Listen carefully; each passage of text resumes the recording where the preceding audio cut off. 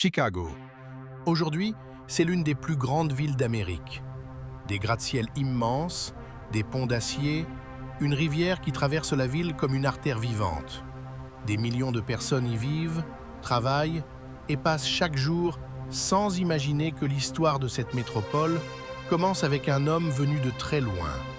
Un homme né dans les Caraïbes, sur l'île que l'on appelait autrefois Saint-Domingue, aujourd'hui Haïti.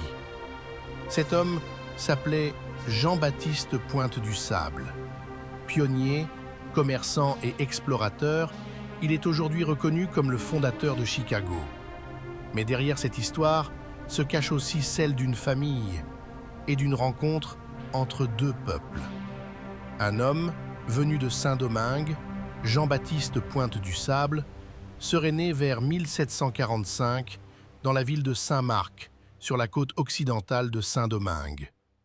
Très jeune, il voyage à travers les routes commerciales de l'Amérique du Nord. Il remonte les grands fleuves, traverse les forêts immenses et atteint les territoires des Grands Lacs. À cette époque, ces terres sont encore sauvages. Elles sont habitées par plusieurs nations amérindiennes, dont les Potawatomi. Vers 1779, Pointe du Sable s'installe à un endroit stratégique, l'embouchure d'une petite rivière qui se jette dans le lac Michigan. Cette rivière deviendra plus tard la rivière Chicago. Il y construit une maison, un entrepôt et un poste de traite. Les voyageurs s'y arrêtent. Les trappeurs viennent échanger des fourrures. Les peuples autochtones y commercent. Peu à peu, un petit centre d'activité naît autour de son établissement. Sans le savoir, Pointe du Sable vient de poser les fondations d'une ville. Une famille entre deux cultures. Dans cette région, Pointe du Sable rencontre Kitty Awa, une femme du peuple Potawatomi. Après son baptême chrétien, elle prendra le nom de Catherine. Leur union symbolise une rencontre entre deux mondes, celui d'un homme venu des Caraïbes et celui des peuples originels de ces terres. Ensemble, ils auront deux enfants, Jean et Suzanne. Leur maison devient un lieu d'échange et de rencontre. Autour d'elle passent des voyageurs français, des commerçants britanniques et des familles autochtones. Dans ce lieu isolé, naît peu à peu une communauté. 2 siècles plus tard, plus de 200 ans ont passé. La petite maison de bois a disparu. À sa place s'élève aujourd'hui la ville immense de Chicago.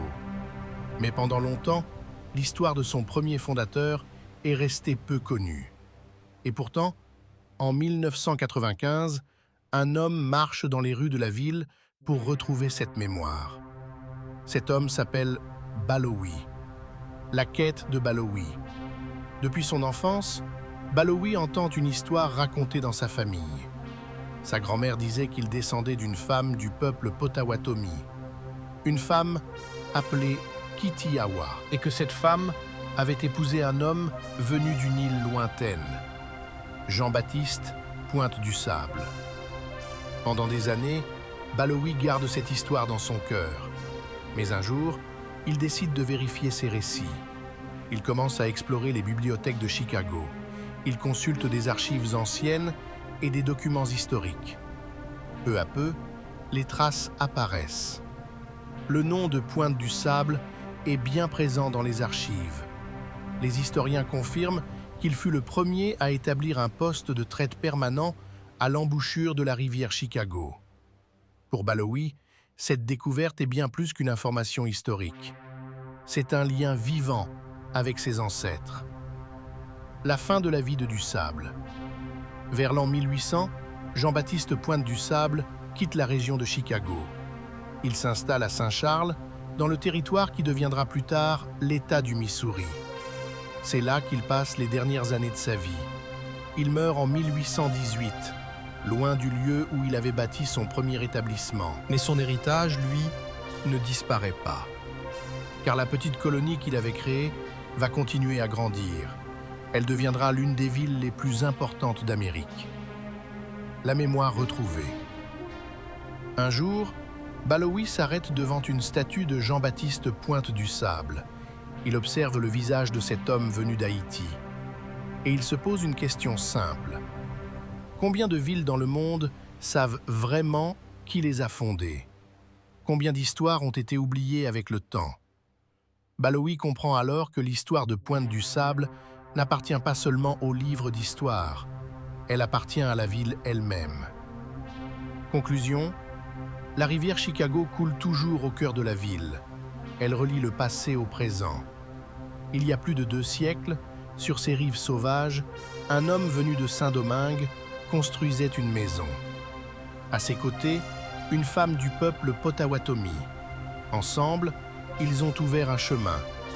Aujourd'hui, Chicago est une ville de millions d'habitants. Mais son histoire commence avec ce premier foyer. Au bord d'une rivière. Le nom de cet homme était Jean-Baptiste Pointe-du-Sable. Et grâce à des chercheurs comme Balowi, sa mémoire continue de vivre. Car comprendre le passé, c'est aussi comprendre d'où vient une ville.